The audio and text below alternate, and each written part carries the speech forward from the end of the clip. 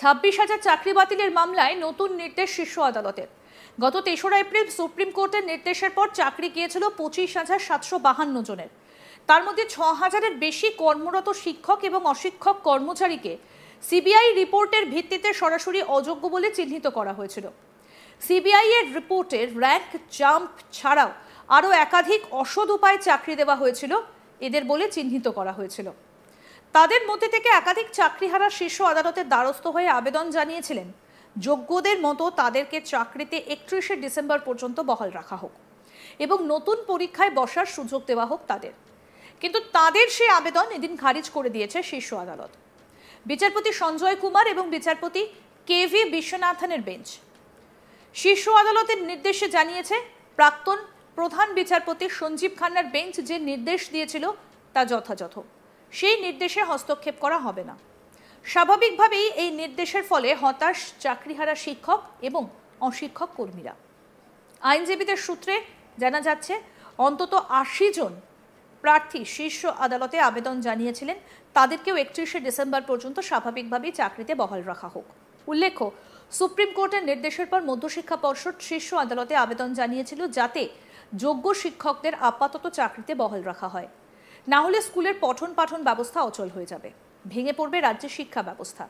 সেই আবেদনের পরিপ্রেক্ষিতেই শীর্ষ আদালতে প্রাক্তন প্রধান বিচারপতি সঞ্জীব খান্না এবং বিচারপতি সঞ্জয় কুমারের বেঞ্চ নির্দেশ দিয়েছিল চলতি বছরের 31শে ডিসেম্বর পর্যন্ত যোগ্য শিক্ষকদের চাকরিতে বহাল রাখা যাবে। পাশাপাশি 31শে মের মধ্যে রাজ্যের শিক্ষা দফতরকে নতুন পরীক্ষা নেওয়ার বিজ্ঞপ্তি জারি করতে হবে এবং বিজ্ঞপ্তির নথি শীর্ষ আদালতকে দিতে হবে, অন্যথায় শীর্ষ আদালত তাদের নির্দেশ প্রত্যাহার করে নিতেও পারে। তবে শীর্ষ আদালতের প্রধান বিচারপতির বেঞ্চ জানিয়েছিল গ্রুপ সি ও গ্রুপ ডি কর্মচারীদের ক্ষেত্রে আদালত কোনো নির্দেশ দিচ্ছে না, তার কারণ ওই দুই ক্ষেত্রেই সবথেকে বেশি দুর্নীতি হয়েছিল।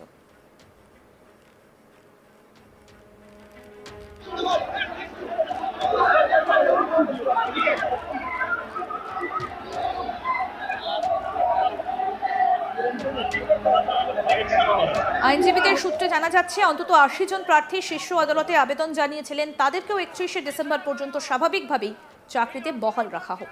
এই পুরো বিষয় নিয়ে আমাদের প্রতিনিধি মানস কি প্রতিবেদন তুলে ধরেছেন, শুনবো এবার। সুপ্রিম কোর্টের নির্দেশে চাকরি হারানো প্রায় 87 জন শিক্ষক সুপ্রিম কোর্টের কাছে আবেদন জানিয়েছিলেন যোগ্য শিক্ষকদের জন্য যে নির্দেশ দিয়েছে শীর্ষ আদালত তাদের ক্ষেত্রেও সেই নির্দেশ বলবৎ করা হোক বা তাদের জন্যও সেই নির্দেশ প্রযোজ্য হোক, এই আবেদন নিয়ে শীর্ষ আদালতের দ্বারস্থ হয়েছিলেন। কিন্তু শীর্ষ আদালত থেকে খালি হাতে কার্যত ফিরতে হলো ওই চাকরিচ্যুত শিক্ষকদের। প্রসঙ্গত 7ই এপ্রিল শীর্ষ আদালতের নির্দেশে মোট 25,752 জন শিক্ষক অশিক্ষক কর্মচারী কর্মচ্যুত হন বা তাদের চাকরি চলে যায়। তারপরেই শীর্ষ আদালতের দ্বারস্থ হয়েছিলেন বেশ কিছু শিক্ষক।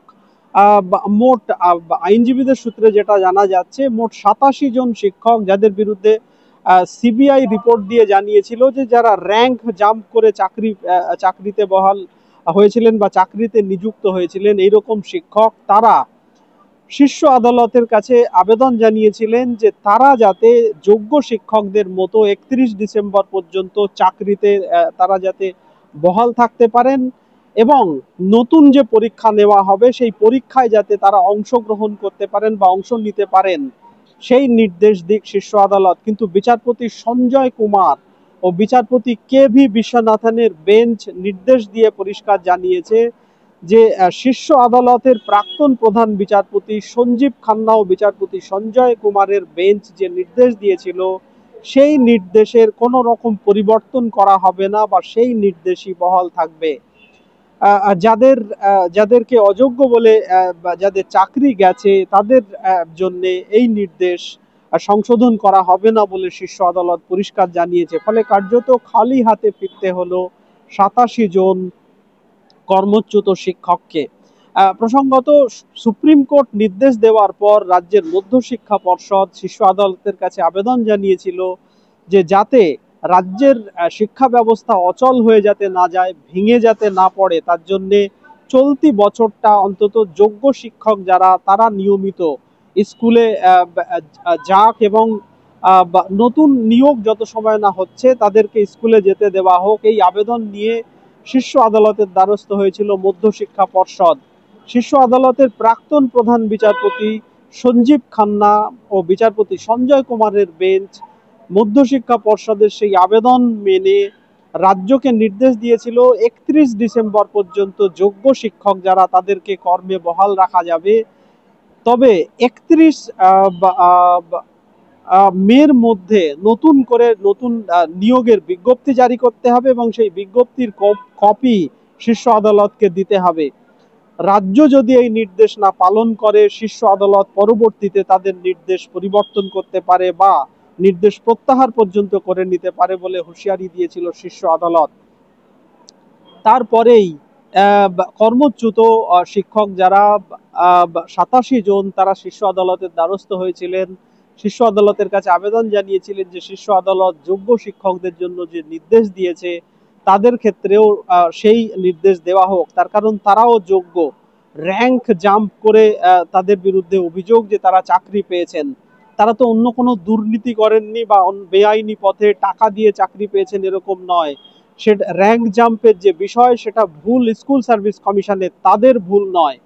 কিন্তু শীর্ষ আদালতের দুই বিচারপতির বেঞ্চ, বিচারপতি সঞ্জয় কুমার ও বিচারপতি KV বিশ্বনাথনের বেঞ্চ জানিয়েছে শীর্ষ আদালতের প্রধান বিচারপতির বেঞ্চ যে নির্দেশ দিয়েছিল সেই নির্দেশই বহাল থাকবে, সেই নির্দেশ কোনো রকম পরিবর্তন করা হবে না বা সংশোধন করা হবে না।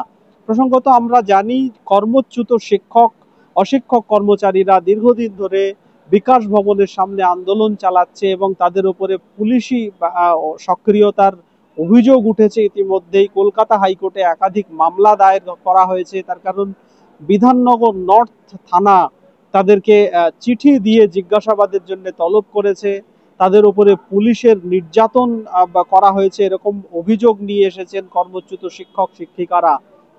যদিও রাজ্যের তরফে দাবি বিকাশ ভবনের সামনে কয়েকদিন আগে শিক্ষকরা যে আচরণ করেছেন তা শিক্ষকদের মতো আচরণ নয়, তারা অত্যন্ত জঘন্য দুষ্কৃতীদের মতো আচরণ করেছে বলে রাজ্যের তরফে অভিযোগ তোলা হয়েছিল। যেটা সব গুরুত্বপূর্ণ বিষয় সেটা হচ্ছে কর্মচ্যুত কর্মহারা শিক্ষকদের একাংশ যারা শীর্ষ আদালতে আবেদন জানিয়েছিল তাদেরকে যোগ্য শিক্ষকদের মতো চাকরিতে আপাতত বহাল রাখা হোক এবং নতুন যে পরীক্ষা দেওয়া হবে সেই পরীক্ষায় অংশগ্রহণ করার সুযোগ দেওয়া হোক, সেই আর্জি খারিজ করে দিয়েছে শীর্ষ আদালত। ফলে কার্যত খালি হাতে শীর্ষ আদালত থেকে ফিরতে হলো কর্মহারা একাংশের শিক্ষকদের। আরো আপডেট পেতে দেখতে থাকুন আজ তাক বাংলা। সাবস্ক্রাইব করুন, নোটিফিকেশন পেতে বেল বাটন অপশন প্রেস করুন, হোয়াটসঅ্যাপেও ফলো করুন আজ তাক বাংলা।